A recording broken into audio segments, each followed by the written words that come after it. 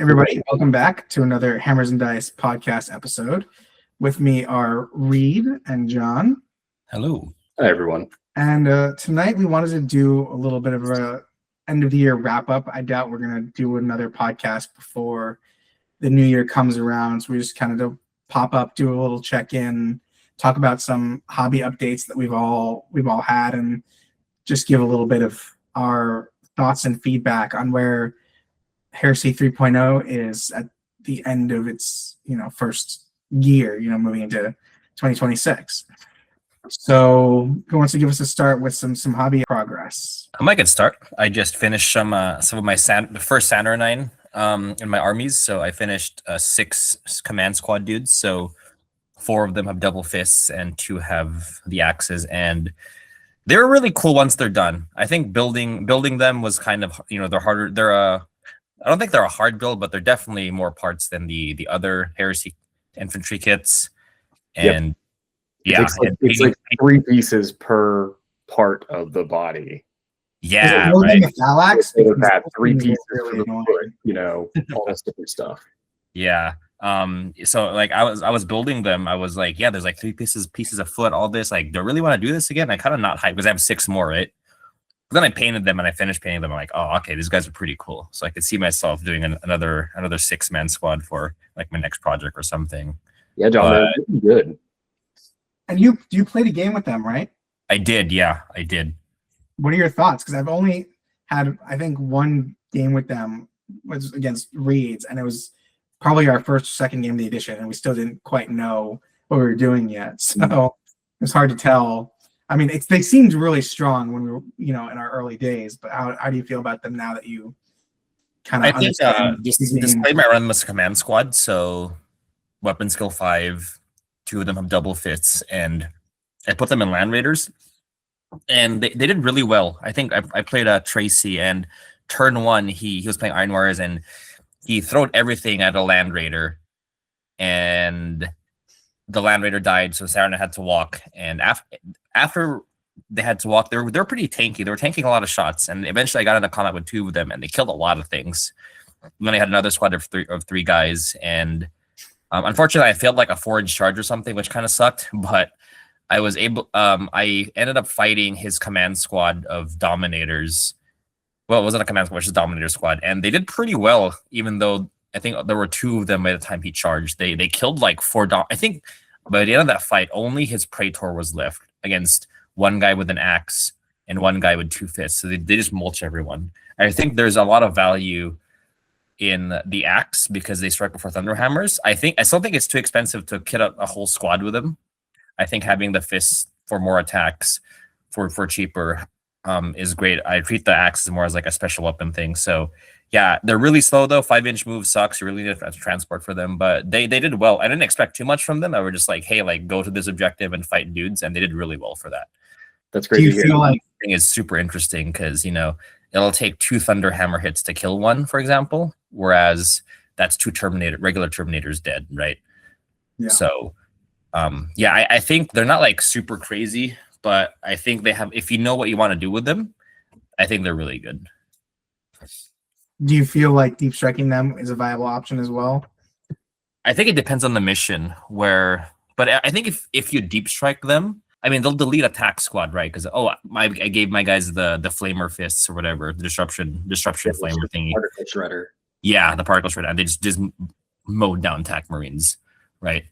So I think deep striking them into like a backfield objective with the flamers will do a lot of work. But for my next project, I think I'll just do a 6-man command squad with the plasma cannon, and then at least have some shooting because they're so slow, right? So I think deep striking them in the backfield, clearing out an objective, or even in the midfield, clearing out an objective, and then sitting there and firing your plasma.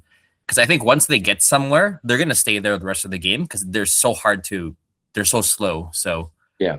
Unless you invest in a transport or something, but so if you don't mind me jumping in there, John, yeah. I want to hear more about your hobby progress. But these guys have been hearing that I've been lately working on a Salamander list that only has Saturnine, and I kind of agree with that idea of like when you drop the Terminator squad there, they are so they're so slow that really, I think it is that 24-inch range with the plasma cannon that is viable.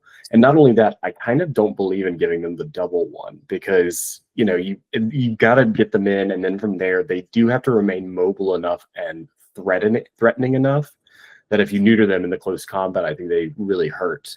But I'm just curious, obviously, about your Saturnine experience because, like, Yeah, my list has like 22 of them in it. yeah, I agree. I think double bombard is not that good. I really want to like the disintegrators, but the gets hot thing is so tough. It's I so wish weird. they had more guns than I mean, the plasma I still think is okay. Like, if it's not my favorite, but it's the best they have as a range thing. I mean, the barrage is kind of nice because at least you could just still throw some wounds in.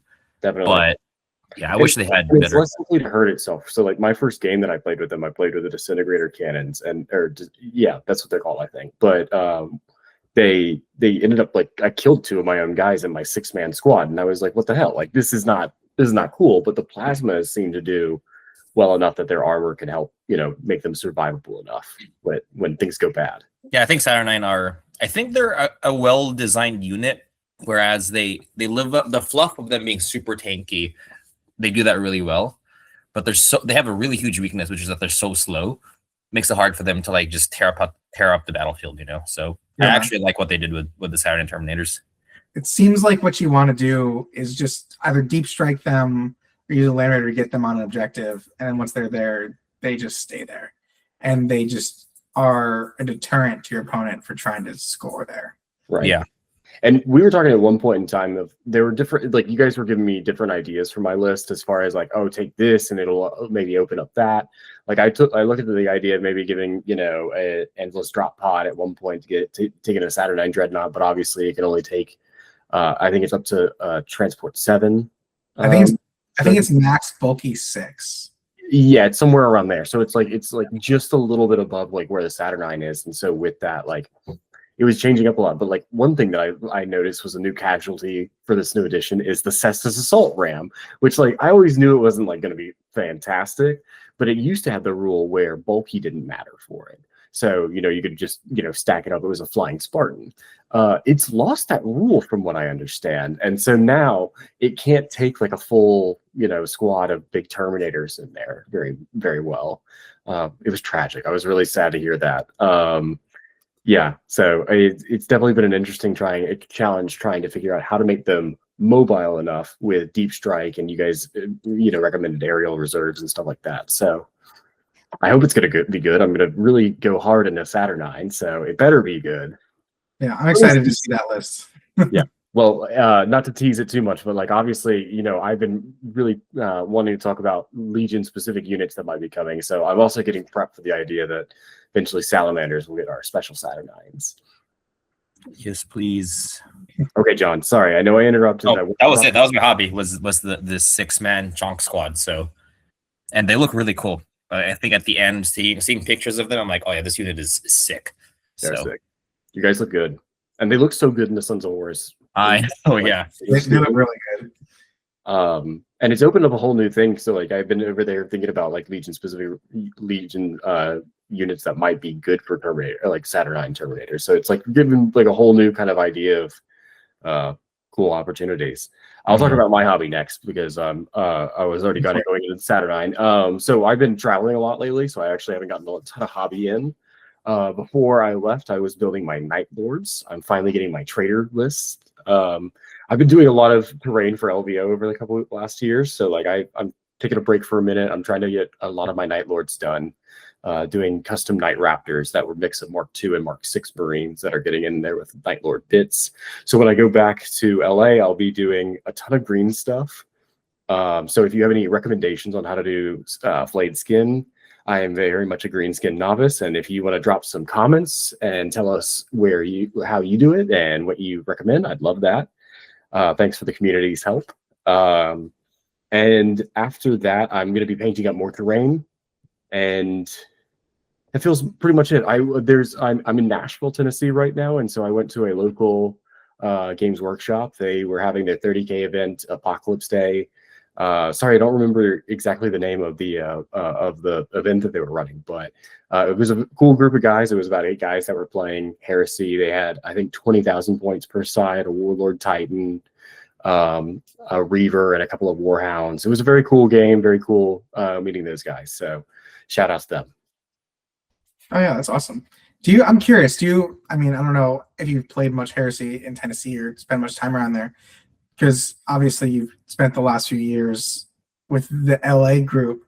Do you Right. feel like they play differently down there in terms of, So, 'cause John and I had this chat a while ago about what narrative means for different communities. sure. So, I'll admit the terrible fact that I don't think I've played very much in Tennessee. So that's for our viewers out there. That's where I'm originally from. So I'm here visiting family. I'm here for a while, and I was contemplating bringing an army with me, but it was just the hassle of traveling from Los Angeles to Nashville with it. Just didn't seem feasible.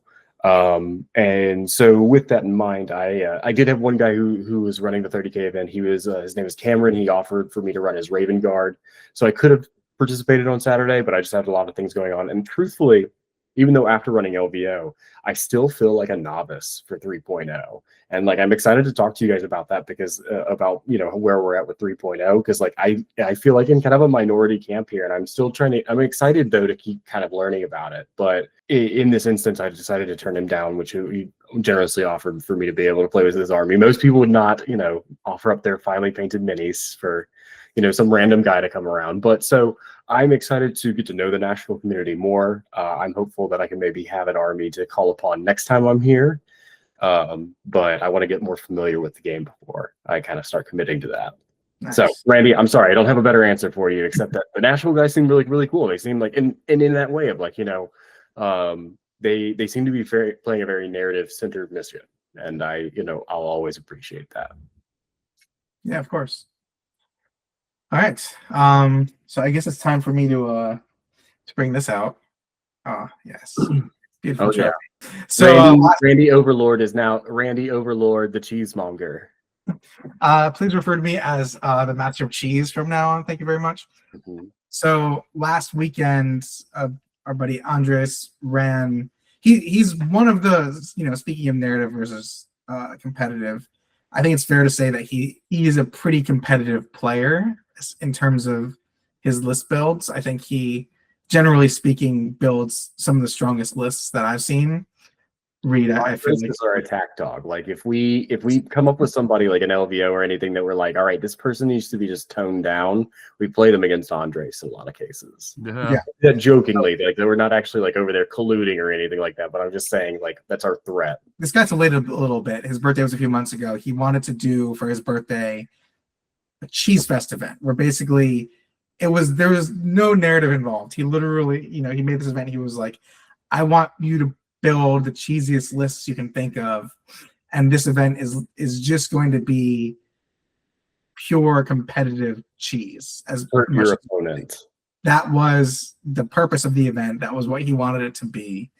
I can feel the nerd rage building just in the ether right now by saying that. But he was very straightforward about that. It was not a situation where it's like, oh, we're saying it's narrative, but we're like about it. Like, no, this was like, okay, that's what this is. And if you don't want to come, that's no hard feelings. And he wasn't trying to bill it as anything other than it was. He was very clear that this is. I mean, it's still fun. There was no real stakes involved, right? I want a block of cheese. It's not like we were playing for money or a crazy Saturday set. So it was a fun game, and it was about build a competitive list, as competitive as you can think of, and we'll see what happens. So my recent hobby has been, I want to do a Custodes list. So I had a Cronus Grav carrier and one extra shield captain I had to build up in the last few weeks that I got ready. I took it. It was like 3K lists. There's a little bit of everything. It wasn't like last edition where it was the cheese, just build a bunch of custodian guard squads and just charge them up the board. I had a few tanks, I had a couple of dreadnoughts, I had a couple of custodian guard squads, a couple sentinel guard squads. I had 3 shield captains. I didn't even bother taking a tribune, and I had a 3-man bike squad and a 4-man Venatari squad. So it was a pretty balanced Custodes list, and obviously you can't the only allies you can take for Custodes right now is Sister of Silence. I don't have any sisters, hadn't even bother with that. So I was going into it, I was like, this is a risky list because my entire army is Vanguard. So I have to play very aggressively and get up the board as quickly as possible or I'm screwed. So we played with, I'm sure a lot of people know by now, there's another YouTuber, Honest Rob, who basically released a bunch of Heresy missions last month.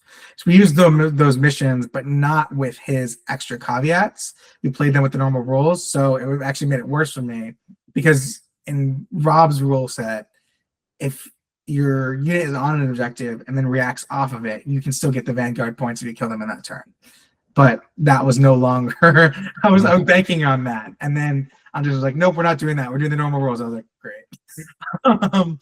So there were 7 of us total who played. And it was basically we each played 2 games, and whoever had the most points at the end of those 2 games was the winner. So the first guy played with this guy named Rob. He was an Ultramarines player. I actually played him at Palm Springs Open and this year, and he was the only one who beat me. So it was a little bit of a grudge match. But Rob's a good player. He comes for it too. Like he builds very beans. So his list, the main thing with his list is he brought Gilliman with a squad of suzerain. I think there was also a champion and maybe a herald. There were at least 1 or 2 other characters in the squad. So he had, his blob of his Death Star unit. But fortunately, I had first turn and just charged everything forward. The Cronus Graph Carrier is great because it's a 12-inch move. Then you have an 8-inch move outside of that from your Custodian Guard. And then I think they have a 4 or 5-inch setup.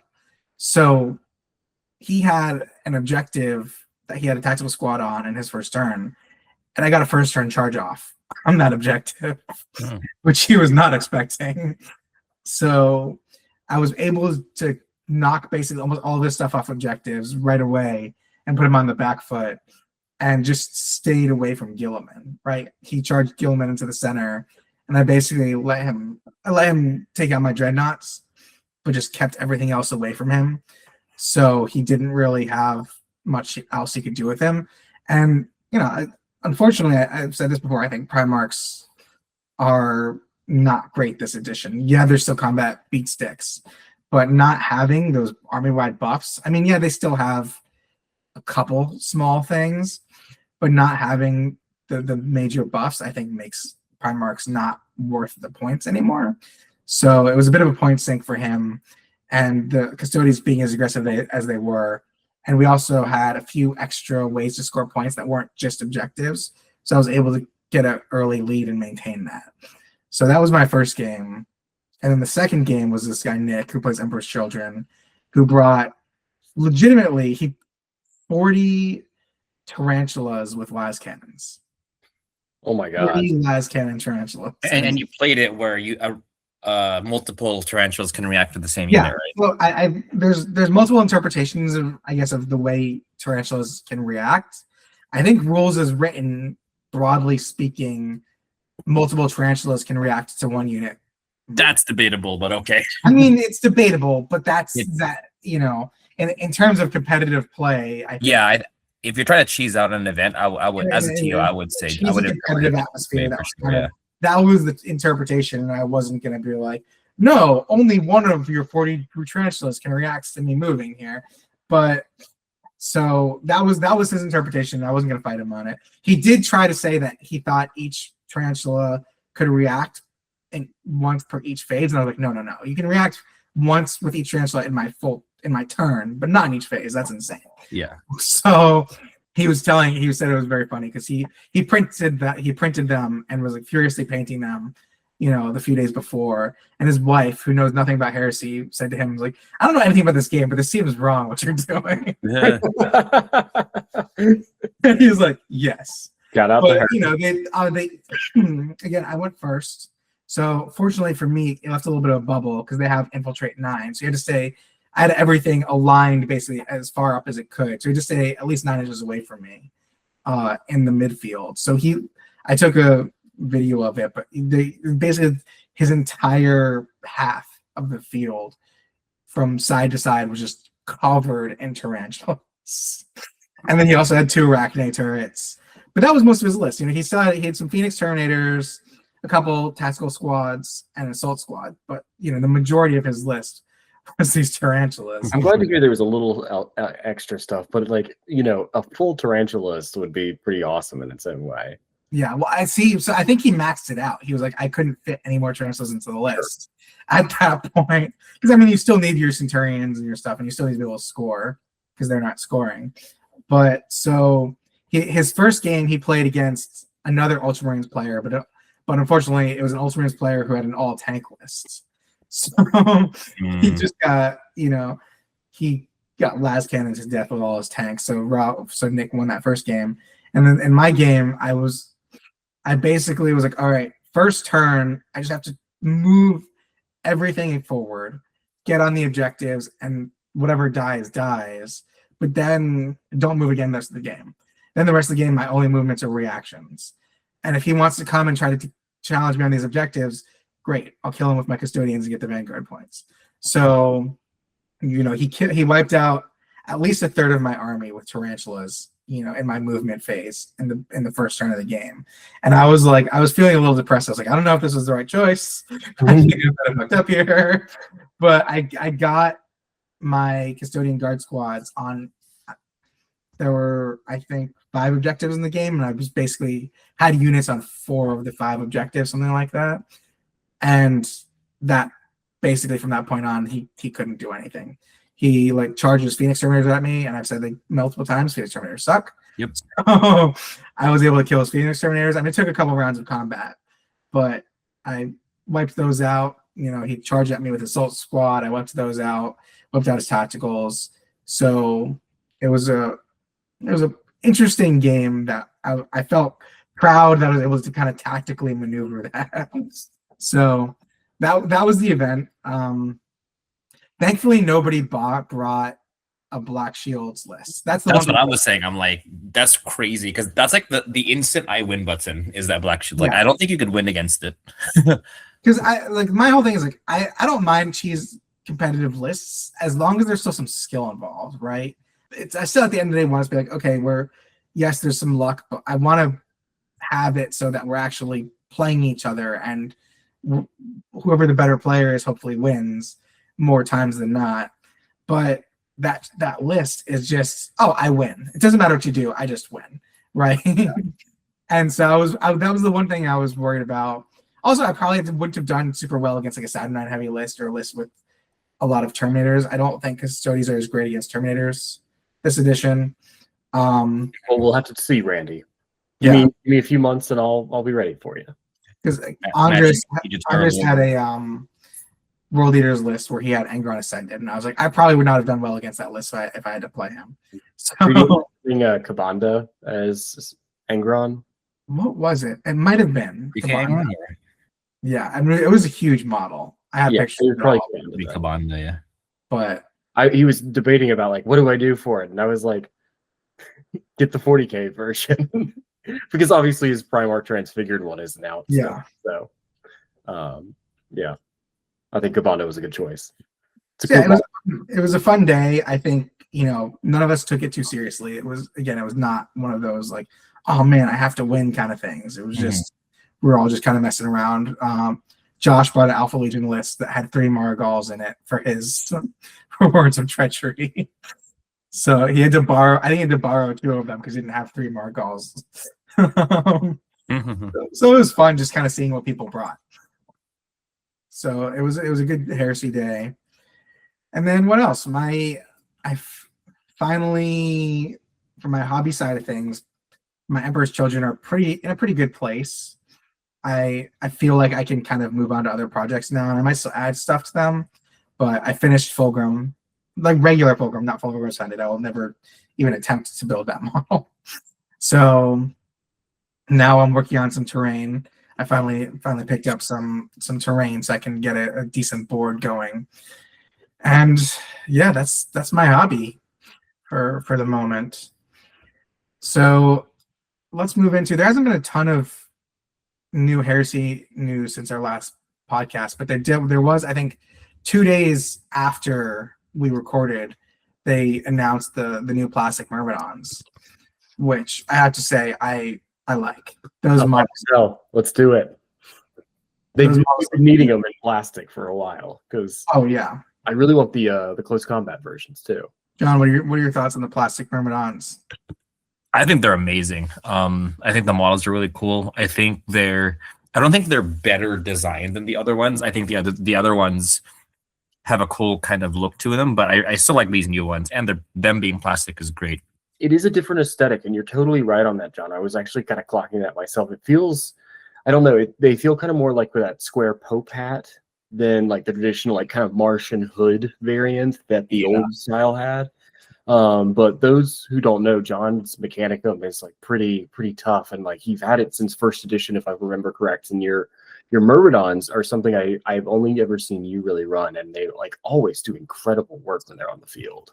Yeah, no, they're freaking awesome. Now I will say the Destructors are kind of not as good in 3.0. Not necessarily because of Destructors, but I think Myrmidons are in a weird spot because they're all elites, right? Like Destructors are elites. Right. Yeah. So if you want to take all Myrmidons, you got to like really finagle the detachment and logistical stuff. So I'm hoping we get like new Myrmidon army building rules. Like this unit is great. I love Myrmidons. I think like the word War Priest is so cool. Like, you know, Mechanicum War Priest. I'm like, oh, that's pretty sick. So Yeah. Well, it did say that their rules are going to be updated in Yeah. this Mari Tactica. I don't know if it's just going to be like, well, this is a box of 3, so squad size has changed, or if it's going to be like an actual update. Is it So- in squad size already 3? Not to it's already 3, yeah. I Yeah. wonder if we're going to get other units that are coming out with the Skitarii book. Like, do you guys think that any other thing will come out before then? I'm gonna guess Secutors unless they're really dragging their feet, but Like, Yeah. so the new box, you mean? yeah, new box of Secutors with updated Yeah. rules or something. Totally. Yeah. I really would like them to fix the Myrmidon army building rules. Yeah. So I've been kind of waiting for them to do the Arlatax. oh, that would be cool, yeah. Because they Yeah. Whichever one it is. But like have a it's design like a in cool idea for a model. And like I think once they get that one done, it's also, you know, obviously probably the Domitar chassis. So I've been kind of like wanting, I think the Mechanicum needs something kind of hard hitting to go up in the front line, and plastic Domitars and Artalaxes and melee Myrmidons would be a good way to get that. agreed. Yeah. And I feel like you could do some decent kit bashing because I feel like we're still. I don't know, someone made a comment that there's still kind of not a lot of HQ choices, you know, in terms of models for the Mechanicum. But I think one of these Myrmidons could be a very good canvas for, you know, an Archmagos character. Yep. Do like a specific bespoke Archmagos Myrmidax. The Myrmidax one would be cool. I really like the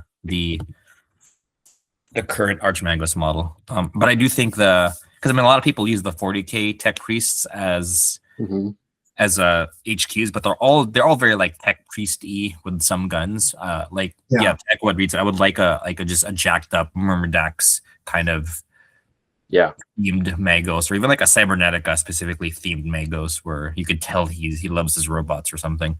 Okay, well, so what else? We already saw the Siege Warfare box, but we got a leak that I don't think it's been officially announced still. But John, you found the leak. It was so yeah, a bunch of stores got, because you know stores get pre-order information through W. It's like, hey, like, you know, make sure you have your pre-orders in by this date, and here's the list of pre-orders available. And the box was one of them for some of the local stores, and even stores like all across the country. So it's unofficially announced out there, or leaked is the right word. It looks like it's out early January, so pretty excited for that. I already got my pre-order in. Yeah, and also it looks like it's going to be $215 the box. Yep. So, you know, I mentioned to you guys, I feel like it's weird timing for them to release it right after the holidays, because it feels like it's a little bit of an expensive purchase right after, you know, all the holiday shopping. But yeah, I'm excited. I will say this: at this point I've now played multiple games in the last few weeks against Leviathans, and I can confirm Leviathans do suck this edition. Yeah, my theory has been proven correct. I think you have to pod them to make them playable, in my opinion. Well, yeah, I think you need a Dreadnought drop pod. You got to get them in right next to whatever tank you want to destroy, and you basically get one turn of shooting. And then pray that you don't need to do anything else with it. Yeah.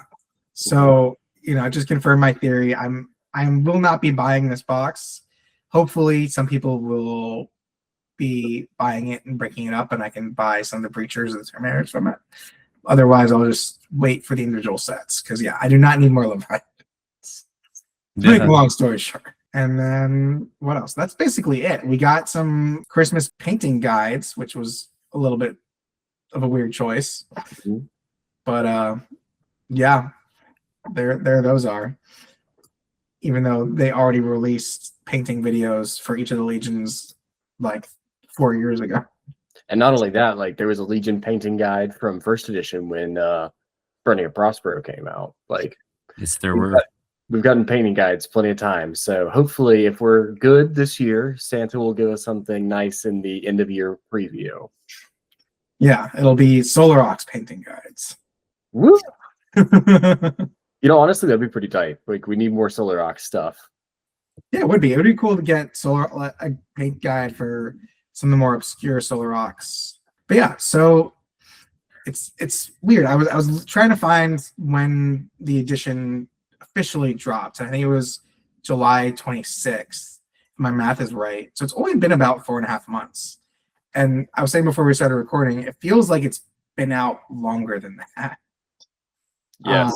And I think it was because of the leak, the impendingness of it, and then the build up of what is it actually going to be? Wow, it's that. Well, we'll have to wait for actual release, and then it was like, wow, it's that, and then ever since. It was just months of just like speculation, and then fervor, and then outrage, which makes it feel like the edition has been out for like a year as opposed to not even half a year at this point. But since it is the end of the year, it's a good time for reflection and just kind of thinking back, these last 4 or 5 months of the edition. How Reed, you said you feel like you've not played as much as you'd like. So John, let's start with you. 5 months into it, what are your thoughts? I mean, do I bombastically say this edition is amazing? Because it's fucking amazing. But I think the edition, I think something I noticed actually, I'll take a more subtle take with this, more nuanced take, is that on the surface, the edition, the weaknesses are very obvious. The missions suck, legions aren't as flavorful, the rules are needlessly complicated in some places, changes were made unnecessarily, it seems. But I think I play like 3-4 times a month, and the edition it feels tighter. Just the vibe it's just a better, like the core of the rules, the skeleton is really well done. And the game just feels more balanced. I actually started a Reddit thread one time where it was like, does anyone else feel like this edition, like the legions are more balanced? Because there's no like Imperial Fists from 2.0, I don't see that. There's no like Maragal tearing up the battlefield with impunity. And it's funny because people are commenting like, oh, actually no, this legion is OP, and they're all different answers. So it's like, I think your local meta just has different kind of takes for it. But overall, I think the game, as someone playing it a lot, it seems just tighter. Again, it's just there's no crazy outliers in terms of this is too strong, or in terms of Space Marines, I mean, like this is too strong, this is too weak.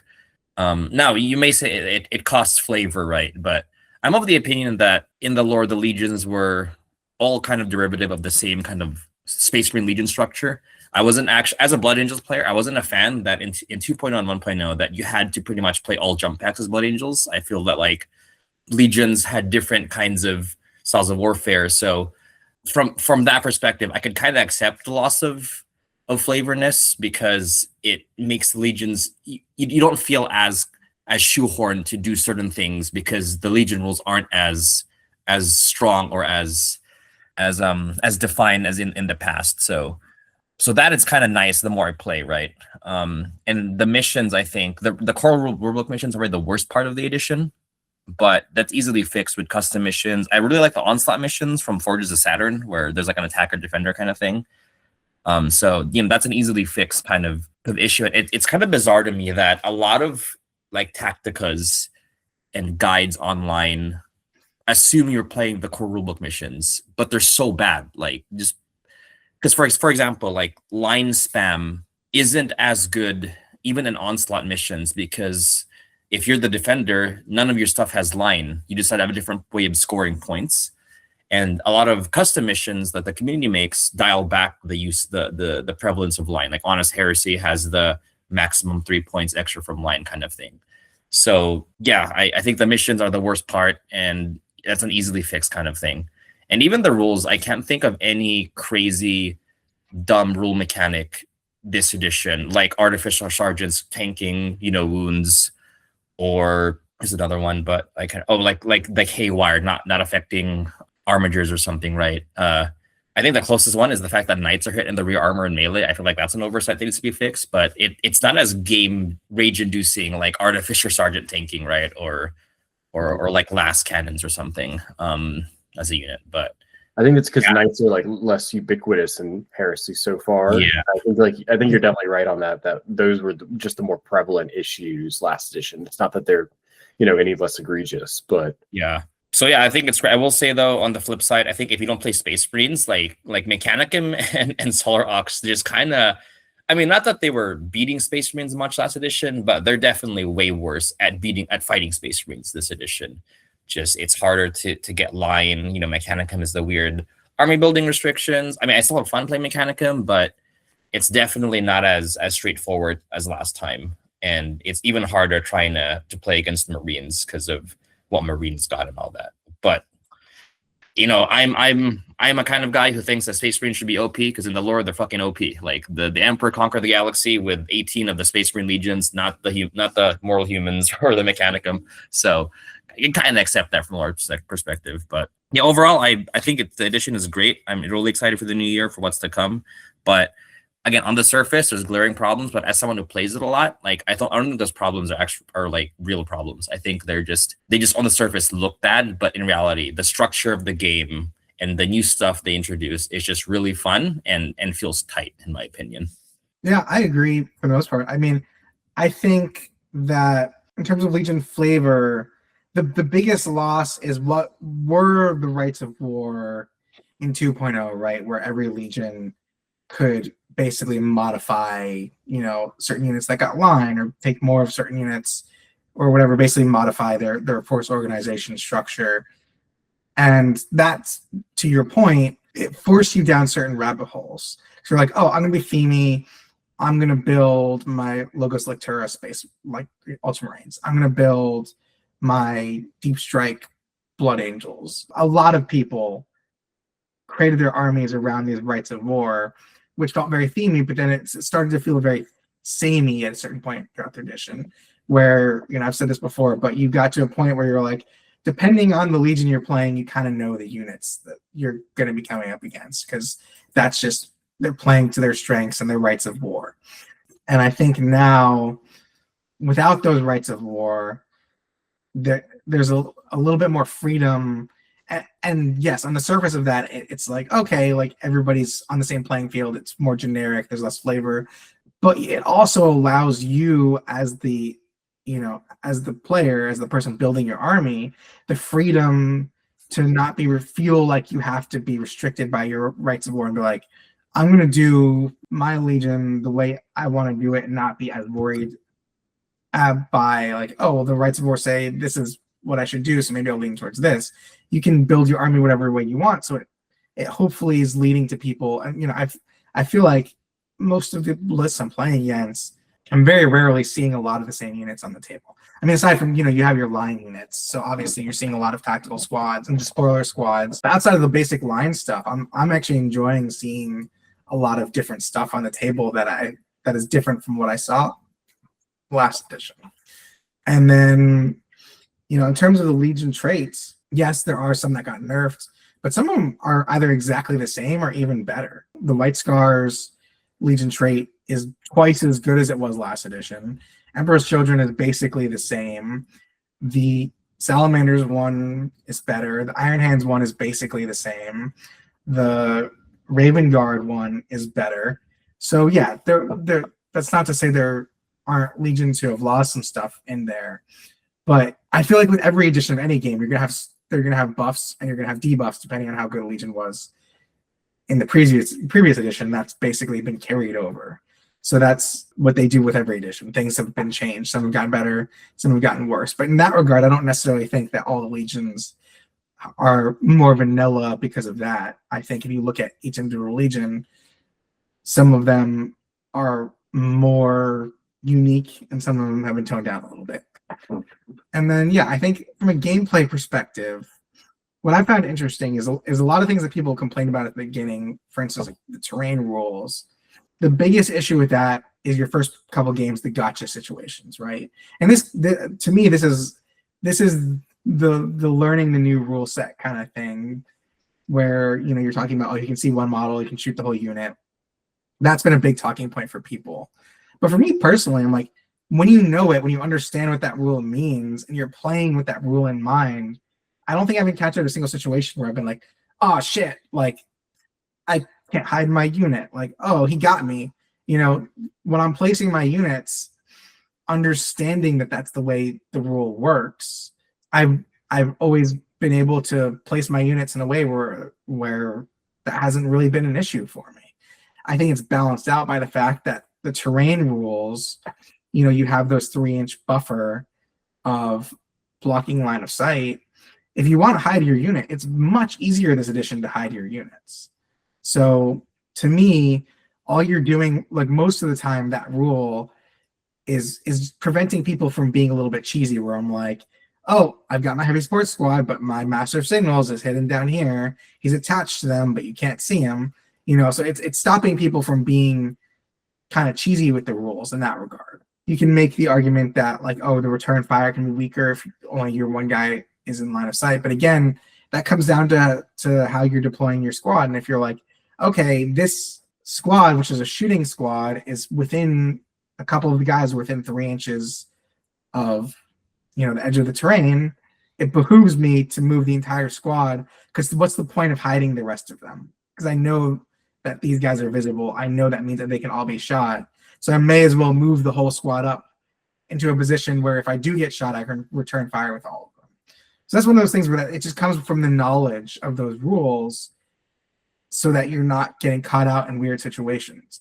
So a lot of the things that I saw people complain about in the beginning, I'm like, that's just stuff where once you know the game, it's like any other rule. You have to play the way the rules are written. And if you know the rules, you can take advantage of them and use them to your benefit. For me, the biggest issue with the edition was, which I think is with everyone, and again, it's every new edition, is retooling your army to work for the new edition. And I think that was the biggest sticking point for a lot of people. Again, like John said, with the new missions, a lot of units that were considered to be kind of pointless in the beginning of the edition are becoming more useful again. Like the way Vanguard has been rewritten in like Honest Heresy, and in some of the other written packs, makes Vanguard more viable. A lot of the rule packs are allowing cavalry to score, which was another big issue at the beginning of the edition. So a lot of these things that were major sticking points for people, I think, are slowly being smoothed over, and it's allowing the edition to get bigger and have more variety. It'll naturally grow. I think you're right on that. And you're right that just even, fan-made mission packs that have been vetted a little bit longer have, are going to pay dividends to our community as far as, introducing new ways to play and hopefully, encourage people. Because we see you guys in our community, the guy who I can't remember your name right now, but who has the White Scar player, with all the bikes. Like one day the sun will come back out for you, and I'm sure that in these mission packets of like cavalry can score, you're gonna be like, all right, good, we're good to go again. It's like it feels like it's just needing that little thing to help. It actually exists already. So I mean, not in the way we think, but for Onslaught, right? Like the Onslaught mission pack from Forge to Saturn. So if you're defender, you get none of your guys score objectives. Instead, you score points by preventing the enemy from scoring objectives. And so like an old bikes army would be great there. So I've been telling like White Scars people I know, hey guys, if you want to play the Onslaught pack and just be defender. That way you could actually play the game and not like with your old bike army, Yeah. So avenues are there, right? It exists. It would be nice there to be like a new console or like a mission pack where the bikes can actually score, so you can play that part of the game, or something that makes flyers coming easier. But yeah, Well, it's like a matter the of time. new SN mission. What's up? In the new SN mission pack that part of dropped, he in the rules, cavalry can score, and so can vehicles that start with 6 hull points or more. So play custom mission packs. Like if you're, and also within your community, you can always have a discussion and be like, hey, like we got some White Scar players, just let their cavalry score. I think you're not going to find many people who are going to have much of an argument with that. And like the way it's written, it is in the mission rules. It's not a core rule for the cavalry subtype. Like it's entirely feasible to just write a mission pack where it's like, yeah, they can score in this mission. Why not? So yeah, I do think that is one of those things that we're starting to see more and more of, people just being like, yeah, these core missions, like you said, John, they're not good. They're probably one of the worst aspects of this edition.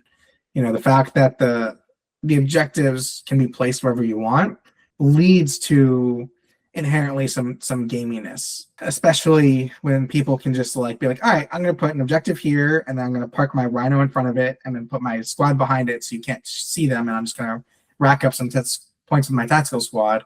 Just inherently invites people to play in that way. And I think the custom missions that we've been seeing that have the set parameters for where the objectives are, the limiting how effective line can be, I think encourages people to create more interesting lists and not rely on the line spam. That was an early edition thing. And something to add on to that as well is, I think there's a rule that people miss, which I think is actually kind of genius in my opinion. It's kind of a nightmare for some events, but it's the rule where you actually build your army after picking a mission. I think it adds to the experience, because you'll say, hey, because maybe I'm just speaking from my experience, but here in like Los Angeles, we don't really go to like a game store with like a list and like, hey, who wants to play? We kind of pre-set up games. So it's easy to say, hey, let's play this mission. I'm running 2 leagues, and I always set the mission beforehand with the expectation that people build a list for the mission, right? And stuff like that, I think it allows the designers and the community to make even more bizarre or fun missions. Like I have a mission, I need to release this at some point, but it's a version of the 2.0 or 1.0 mission where your warlord and his retinue are in the middle of the battlefield. So you like challenge turn 1. That would be a weird thing to like play without knowing, or it would be weird to play that mission without knowing you're playing that mission with the army you build, right? But knowing, if you knew you were playing that mission, you could build like a cool list centered around your HQ, right? Yeah. Your champion or Primarch or whatever. So I think it opens up, like that rule opens up a lot of more fun times, because you're encouraged to pick a mission first, and the mission could be really skewy and weird. That may, maybe, yeah, like vehicles could score now, bikes could score now. So at least that, and there's no like gotcha feels about like, oh, I'm playing this mission where it's like I didn't know kind of thing. Yeah, I think that just allows for more varied and interesting mission designs outside of events. Because I think if you're going to an event, like the TO will kind of have their own parameters and all that, and they're always usually pretty good. But I think having that option for like local pickup, local meetup games and all that, I think that'll be good for the game as a whole. Yeah, take John. I think that's a good point, because like that's kind of where I come from with it. When you read some of the legendary missions that were in like edition 1 and 2, like you can tell that there's a very skewed opinion of like what kind of army should be attending. And those always kind of seem to be like the most like memorable games in a lot of ways, when you have to kind of like really lean into the theme. And like there's some great missions in book 1, like in Massacre, where if you're playing infantry heavy, they like all recycle. And like if you know that, and you're going to come with the idea of like, I'm going to play basically like an infantry horde, and they're all going to recycle and come back on, it's just a cool feeling. Those games seem to kind of stand out the longest in my memory. I personally think this new edition has been pretty fantastic. I really love a lot of the new mechanics. I do think it is structurally better than 2.0.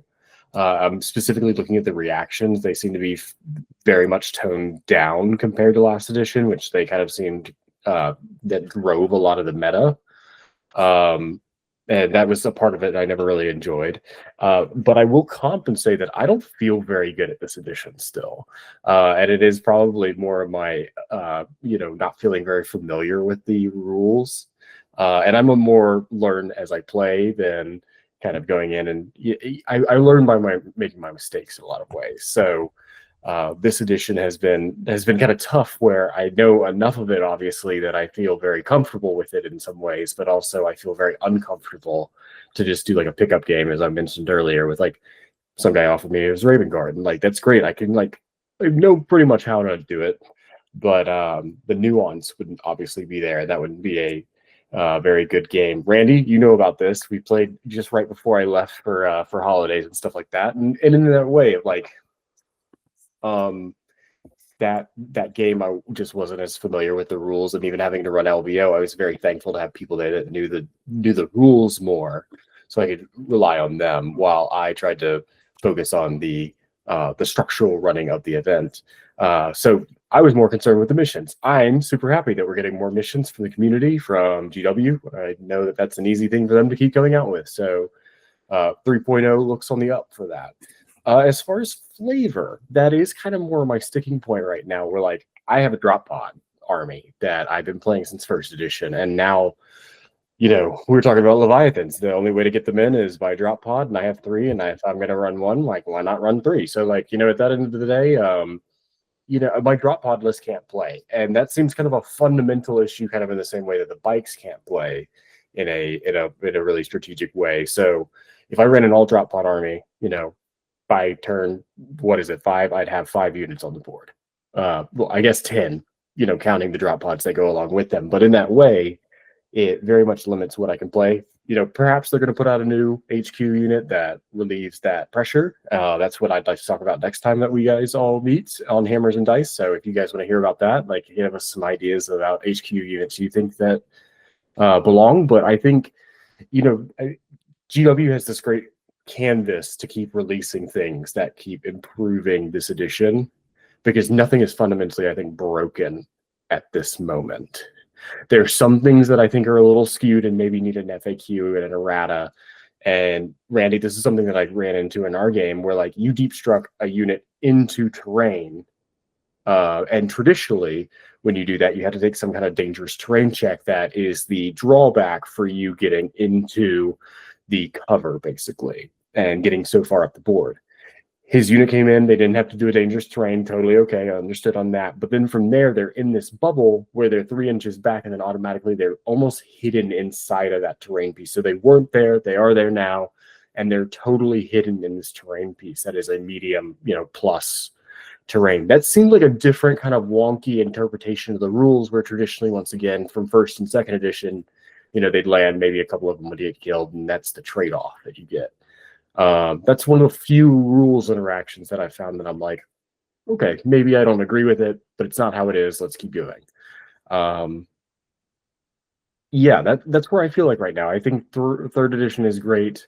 I'm really looking forward to the new year and getting to play more.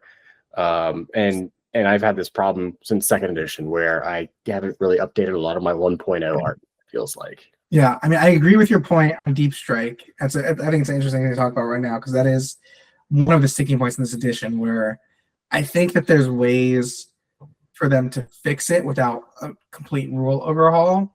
I think if we get a journal that has, here's a detachment type, and any units in this detachment can Deep Strike together in one turn, something like that, I think would be feasible to do. Deep Strike seems to me to be something that they just have never really figured out how to do it in a way that's fair to both sides. It's either overly favoring the reacting player with intercepts, or it's overly favoring the deep striker just charging everything in as soon as it comes in. So I understand that it's a hard balance to strike, but what they've done with this edition, the 1 unit per turn, I understand why people who have those drop pod lists and deep strike lists feel frustrated by that, and I would like to see there be an avenue where people could deep strike more things than one turn. To continue off of it, you both kind of mentioned Rights of War, and I wanted to continue on my point for Right of War briefly before we kind of move on. I'm curious to get you guys' input on this as well, because from what my experience is in like previous editions, I really love Rights of War. I think that's what really made Heresy in a lot of ways. So when I heard 3.0 was kind of getting rid of them, I was pretty worried. Detachments have done really well, I think, but I am starting to notice this issue right now of where I feel like, and especially at least in my own personal play, I am building with the idea of like I feel like I'm chasing that next HQ to unlock that next slot that I can take stuff.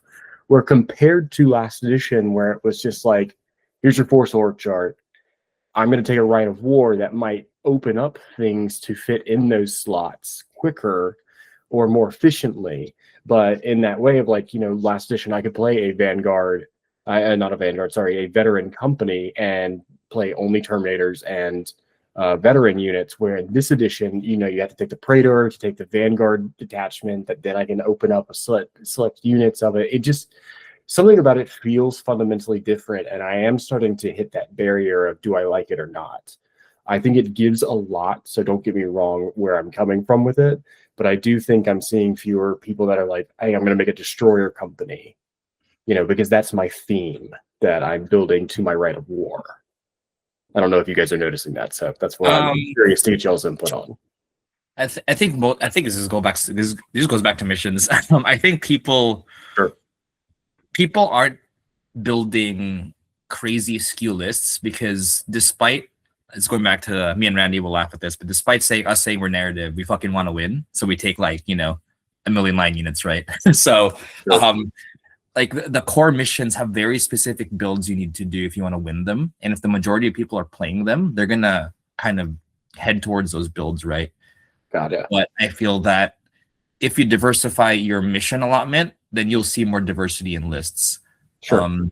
Okay, that's a pretty nuanced. No, that's, I think Rights of War were definitely kind of a very, I mean, I don't say this negatively, but they definitely held your hand in like making a themed army, which maybe you need, right? Maybe you need that kind of guideline. I usually really like that guideline of okay, if you want a Terminator army, this is how you do it. I think, and speaking of Rights of War 2.0, dude, fucking 1.0 Rights of War, shit on 2.0 Rights of War. This is John's like 1.0 is better rant, but yeah, like 1.0 had like great crazy themed Rights of War, like ones where it's like it's literally all Terminators, one for all legions, one where it was your Primarch could be taken under 3,000 points, but there were some drawbacks, stuff like that. But yeah, having that guideline does kind of suck.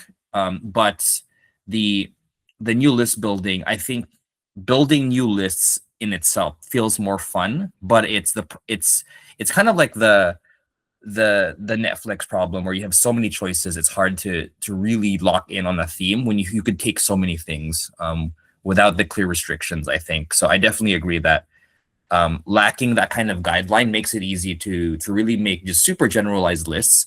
But I think if you commit to a theme, it's still possible. And again, like playing different missions prevents you from falling into the trap of I need X, Y, and Z to score or whatever. Because then you can build more kind of themed armies, I think. Mm-hmm. I mean, so for my part, I feel like there's more of a learning curve with list building this edition. I do feel like I've gotten to a point where I can pretty much figure out how to build whatever list I want to build. Not that I've gone for like I'm a super specific destroyer company kind of thing at this point. I haven't. But for all of my lists where I'm like, these are the units I want to bring, I figured out what I kind of need to do in order to accomplish that. And yes, part of that is being like, all right, I need this many HQs, I need this many Centurions, or I need a champion or whatever in here to make sure that I'm unlocking the right things. Personally, I kind of like that aspect of it because I always build too many HQs because they're my favorite models. So I was like, oh, I can use these HQ models that I've had sitting on a shelf forever. Awesome.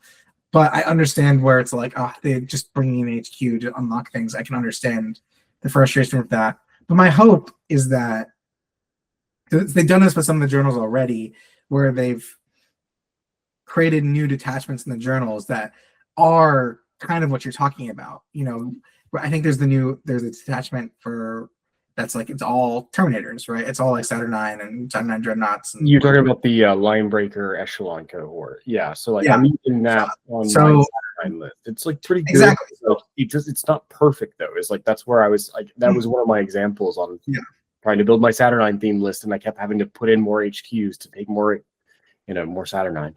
So I hope that we're going to get more journals with more detachments that make it easier to build those kind of themey lists.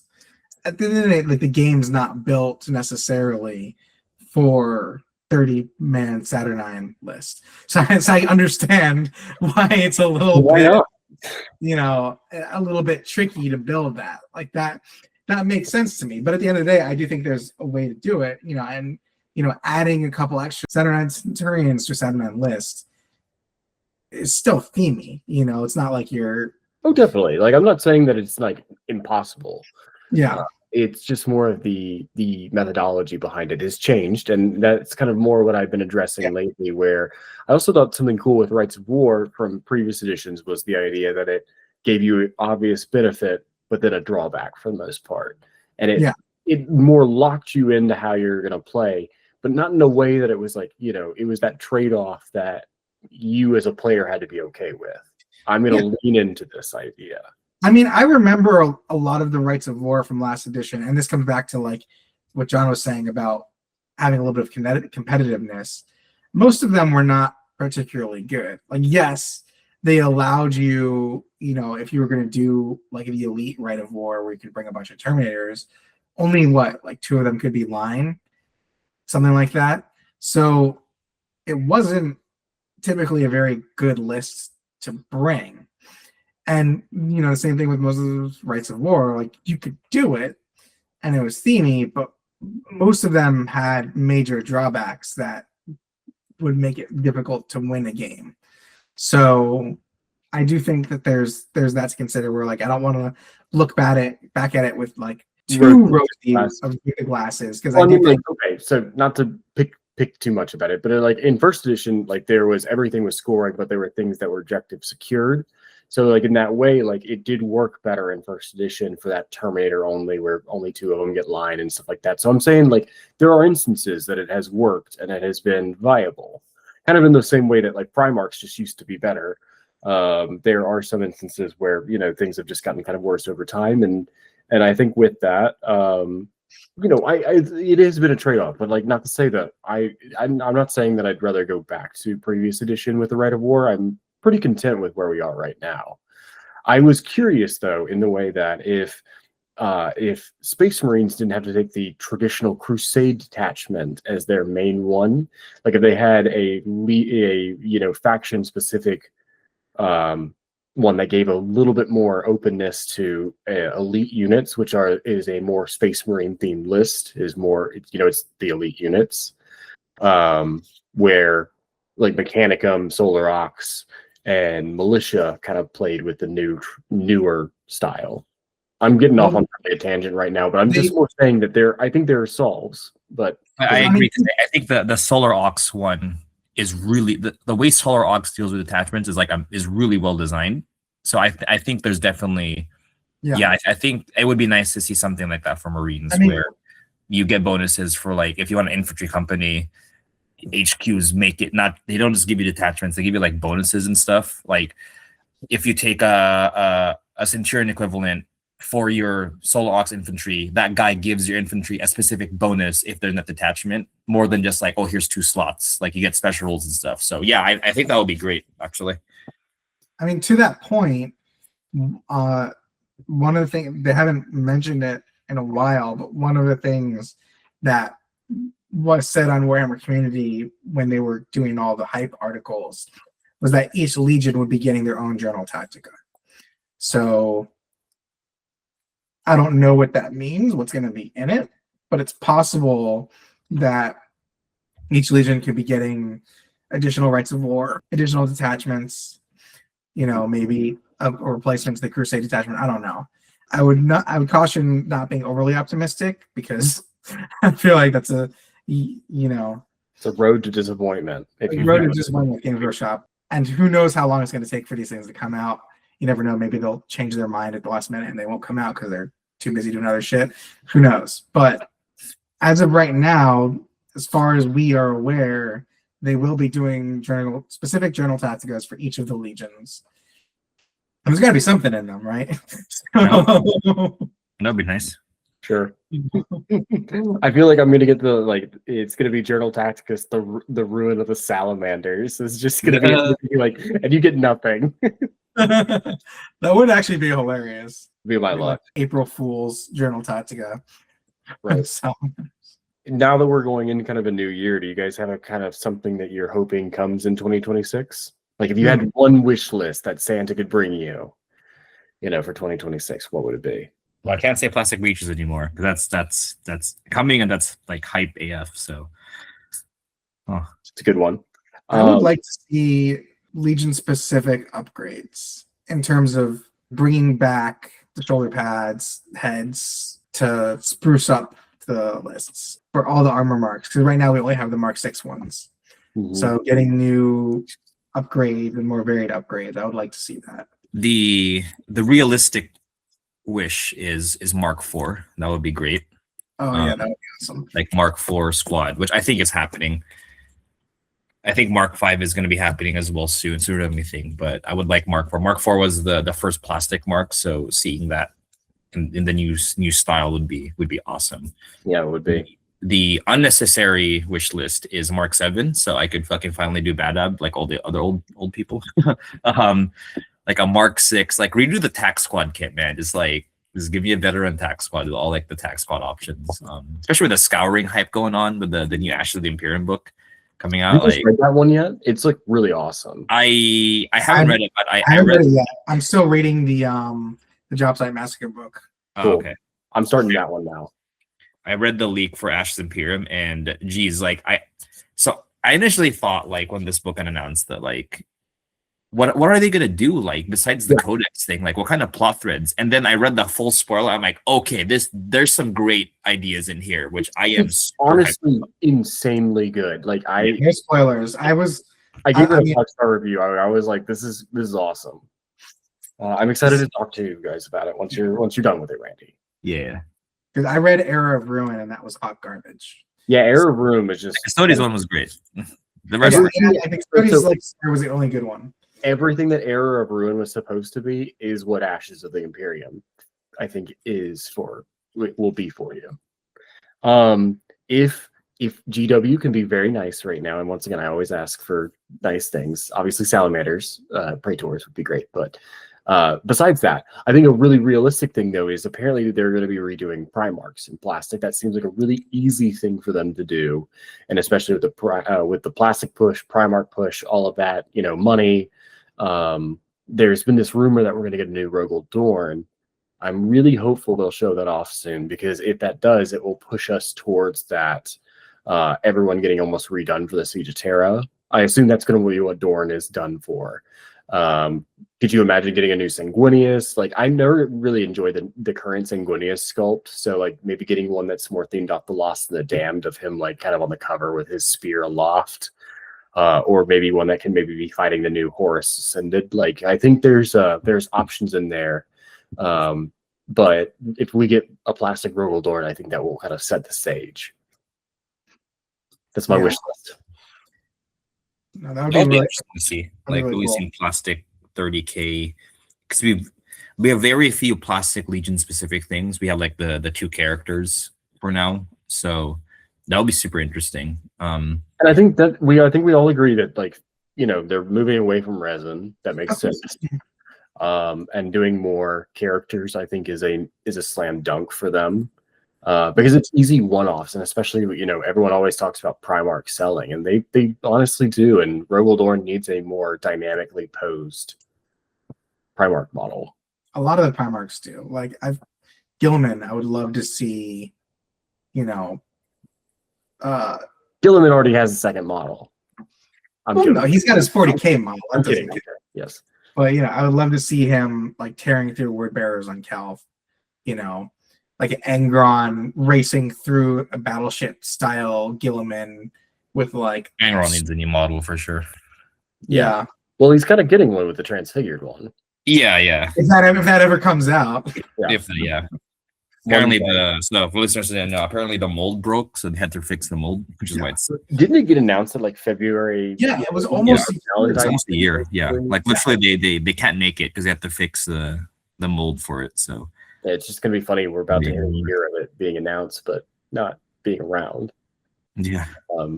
But yeah, I mean, like I talked about it, I think, before on this stream, but like Vulcan finding his travel from the point that he leaves Conrad Curse. I'm gonna say leave, not escape, because he definitely made his own exit. When Vulcan arrives on Macragge, he comes with Dawnbringer, but by the time he gets to Nocturne and Resurrected, and then travels to Earth, he gets a whole new set of gear. He gets a whole new hammer.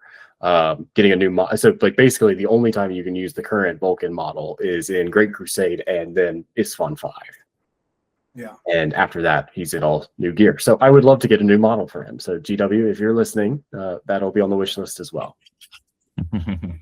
Yeah, just a couple of new Primarchs, no big deal. Just like a couple of new things, like just one or two, Also, be on the lookout for our next one because, like, I have a whole list of characters that probably need, name characters that need one and the console ideas. So, but I'm doing your market research for you. All right, guys, that's probably a pretty good place to leave it off. Thank you, everyone, for watching. Hope you all have wonderful holidays and have a great new year and get some quality hobby time in while you're off from work or school. And we'll catch up with you all in the new year. Bye, guys. Plastic Lorgar for Christmas announcement, calling it now. Plastic Lorgar? That's very heretical, John. You can't do that. There you go.